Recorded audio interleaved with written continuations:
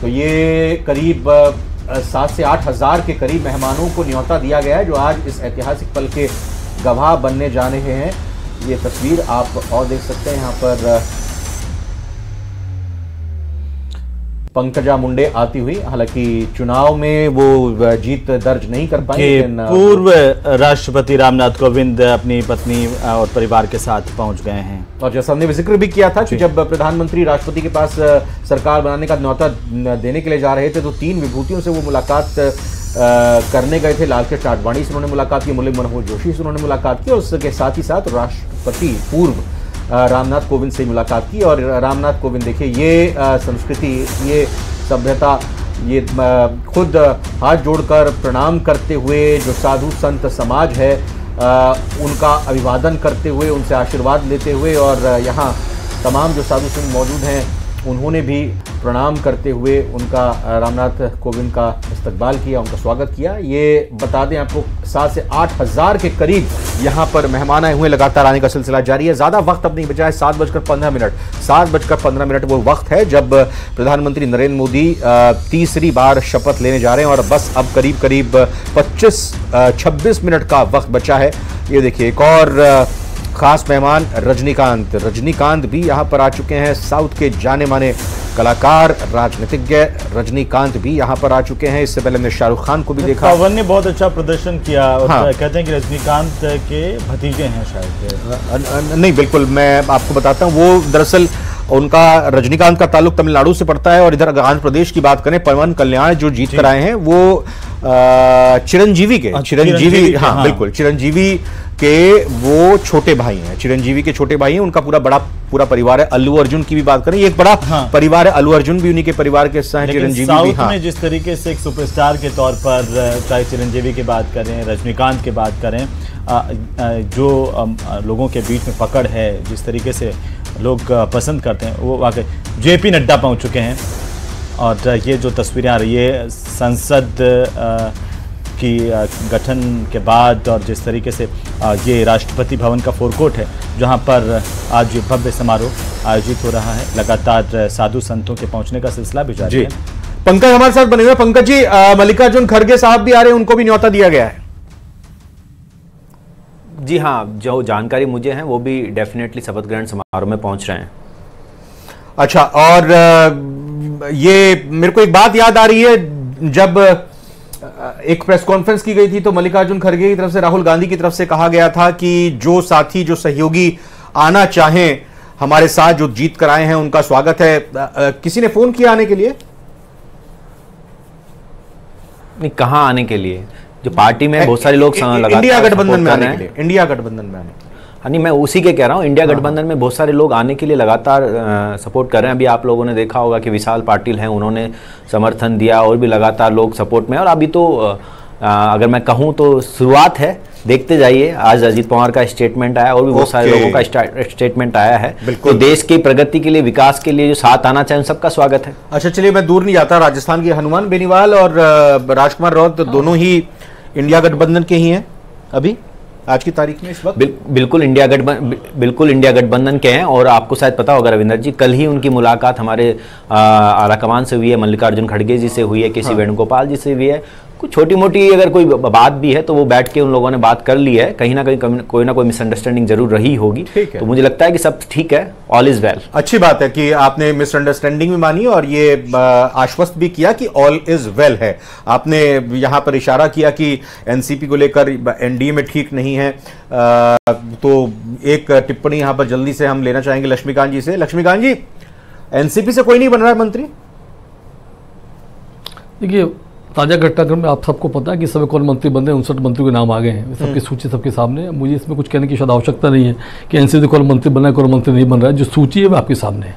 जहाँ तक हमारी बात है, भारतीय जनता पार्टी का एनडीए गठबंधन निश्चित रूप से पूर्णतया की और है, पूर्णतया निश्चित रूप से एक मजबूती के साथ खड़े हुए हैं। जहाँ तक अभी आपने कहा कि इंडी गठबंधन की बात की, घमंडिया गठबंधन की बात की, माने हनुमान बेनीवाल जी का और राजकुमार जी का दोनों का स्टेटमेंट आपके सामने, उन्होंने किस प्रकार से परसों क्या स्टेटमेंट दिया और आज क्या स्टेटमेंट है। तो ऑल इज वेल होता तो चाहे इन स्टेटमेंट्स की आवश्यकता हनुमान जी को नहीं पड़ती, लेकिन चूंकि वहाँ पर कुछ ना कुछ सुराहट है और कुछ लोग फिर से हनुमान जी हमारे साथ रहे, फिर से शायद आने की इच्छा उनकी है और वे शायद भारतीय जनता हमारे संपर्क में है, इस बात को। लेकिन एक बात लक्ष्मीकांत जी, विपक्ष ये कह रहा है कि ये जो सरकार चलाना बड़ा मुश्किल होगा, ये इस बार आपकी जो मजबूत सरकार नहीं है, सहयोगियों के साथ चलना पड़ेगा, उन्हीं के मुताबिक चलना पड़ेगा।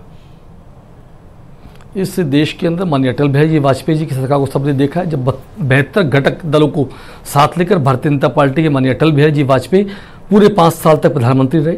इसलिए भारतीय जनता पार्टी को इस सब चीज़ों का अनुभव, भारतीय जनता पार्टी सबको अपने सहयोगों साथ लेकर चलती है। पिछली बार भी भारतीय जनता पार्टी पर अकेले के पास गठबंधन बहुमत होने के बाद भी गठबंधन के लोगों को मंत्री बनाया, साथ लेकर चले। इसलिए हम हमेशा साथ लेकर चलने विश्वास करते हैं, तोड़ने में नहीं, जोड़ने विश्वास करते हैं। अच्छा, मिथिलेश जी भी अगर जुड़े हुए होंगे हमारे साथ, ये शेख हसीना की तस्वीर आप देख सकते हैं। जिस तरह से पड़ोसी राज्यों के, पड़ोसी देशों के राष्ट्राध्यक्षों को आमंत्रित किया गया, उन्होंने न्योता स्वीकार किया गया और मालदीव से मोइजू खुद यहां पर पहुंचे हैं। इसको पड़ोसी देशों के साथ संबंधों में कितना महत्वपूर्ण माना जाएगा मिथिलेश जी? मल्लिकार्जुन खड़गे पहुंच चुके हैं। निश्चित रूप से जो एस जयशंकर प्रसाद ने जो काम किया है वो सराहनीय है, और कहीं न कहीं पड़ोसी धर्म का निर्वहन करना, प्रधानमंत्री नरेंद्र मोदी पहले दिन से ये बात कर रहे हैं कि पड़ोसी धर्म का पूरी ईमानदारी के साथ निर्वहन किया जाए, उसी का प्रमाण है कि ये सब लोग आए। और जहाँ तक अभी हनुमान बेनीवाल की आप चर्चा कर रहे थे, हनुमान बेनीवाल को केसी वेणुगोपाल ने भी फ़ोन नहीं किया है। ये एक कड़वी सच्चाई है, भले वो प्रेस कॉन्फ्रेंस में बोल गए हों। ये एक कड़वी सच्चाई है कि हनुमान बेनीवाल को, और कारण यह है कि गोविंद सिंह डोटासरा को ये डर है कि कहीं हनुमान बेनीवाल मुझसे बड़े जाट लीडर नहीं हो जाए, क्योंकि तेजल सुपर डुपर पर उन्होंने थोड़ी बहुत जो जाटों में जगह बनाई। लेकिन जयमिनी साहब, हनुमान बेनीवाल ने खुद कहा कि खड़गे के दफ्तर से उन्हें फोन आया था, हालांकि उन्होंने उठाया नहीं, ये भी कहा।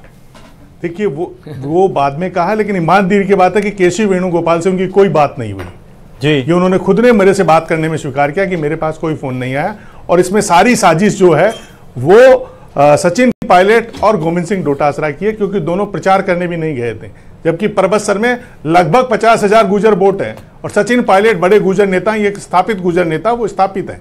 इसलिए ये इंपॉर्टेंट चीज है कि कांग्रेस अपने घटक दलों के साथ ऐसा व्यवहार करती है तो फिर कैसे जीतेंगे। और हनुमान बेनीवाल ये भी कह चुके हैं कि मैंने 20 लाख वोट ट्रांसफर किए हैं, कांग्रेस के अगर 2.5-3 लाख मिले तो मैंने 20 लाख वोट दिए, तभी जीती है। और पिछली बार मैं एनडीए के साथ था तो एनडीए जीती थी।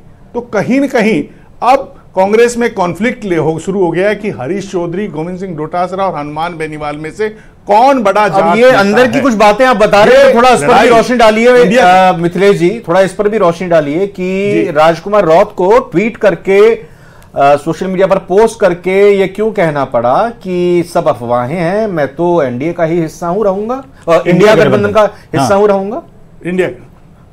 देखिए, राजकुमार रौत का अभी जो उनका खुद का 84 में बाई इलेक्शन होना है, जो उपचुनाव होगा, उसमें जीतने के लिए उन्हें पता है कि मुझे कांग्रेस की दरकार है। लेकिन हनुमान बेनीवाल जो अपने मिजाज की राजनीति करते हैं, उन्हें पता है कि खिंसर में मुझे लड़ना है, मुझे ही जीतना है। तो इंपॉर्टेंट चीज यह है कि किसकी पॉलिटिकल डिपेंडेंसी किस पर कितनी है।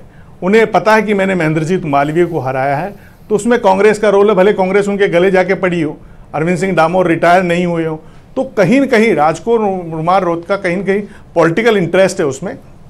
उन्हें पता है कि ये बाई इलेक्शन जीतने के लिए अगर कांग्रेस फिर खड़ी होती है, कांग्रेस बीजेपी और बाप लड़ती है, तो निश्चित रूप से वोटों का डिवाइडेशन होगा।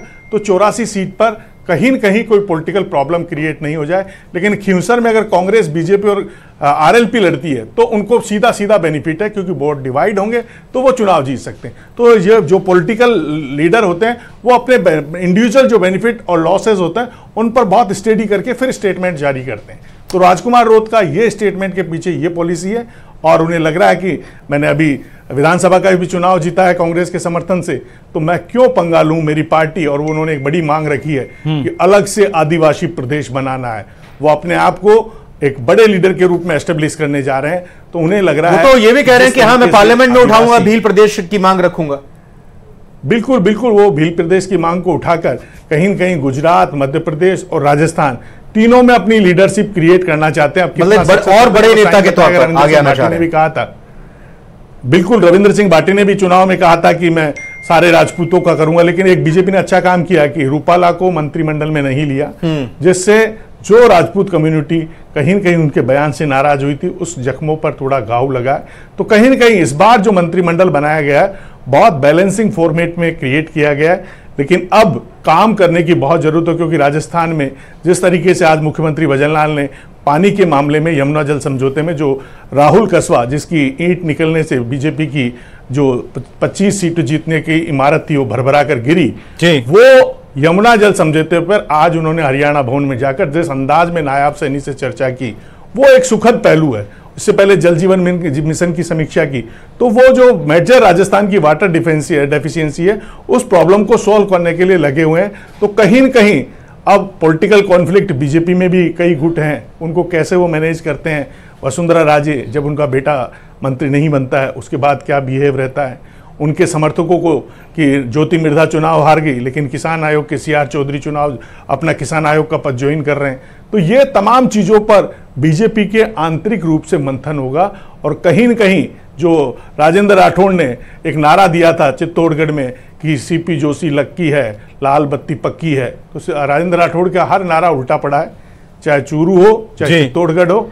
और सीपी जोशी मंत्री, लेकिन लक्ष्मीकांत जी जबीनी साहब कह रहे हैं कि एक पॉलिटिकल कॉन्फ्लिक्ट और ये एक चुनौती होगी आपके सामने भी कि संगठन के तौर पर सबको साथ लेकर के चलने की, सरकार में भी सबको साथ लेकर के चलने की। देखिए पिछले 2 कार्यकाल माननीय मोदी जी के आपने देखे हैं, उससे पहले मोदी जी का मुख्यमंत्री पद के कार्यकाल भी आप सबने देखे। मोदी जी सबको साथ लेकर चलने विश्वास करते हैं। मैंने पहले बार इस बात को दोहराता हूँ कि पिछली बार बहुमत में होने के बाद घटक दलों को साथ लेकर हम चले, उन्हें मंत्री बनाया, तो भारतीय जनता पार्टी के सदैव से साथ जोड़ने के पर विश्वास किया, साथ जोड़ते रहे। माननीय जैमिनी साहब अभी हनुमान परिवार जो कहते हैं, मैं समझता हूँ कि राजस्थान की धरा पर यदि हनुमान परिवार के बारे में कोई वक्तव्य जारी कर सकता है तो माननीय जैमिनी से अच्छा कोई नहीं कर सकता। इसलिए वो जो बात माननीय जैमिनी ने कही उसी को आगे बढ़ाता हूँ। लेकिन वो तो ये भी कहते रहे हैं लगातार कि आपके राजस्थान के संगठन में एक पूर्व मुख्यमंत्री कहीं प्रचार करने नहीं गई, उसका खामियाजा शायद भुगतना पड़ा। चर्चाएं तो ये भी है, क्या पूर्व मुख्यमंत्री उनको लेकर के लगातार ये कहा जा रहा था कि वे प्रचार करने ना तो राज्य में कहीं उस भूमिका में नजर आई या बाहर उस भूमिका में नजर नहीं आई, इसका खामियाजा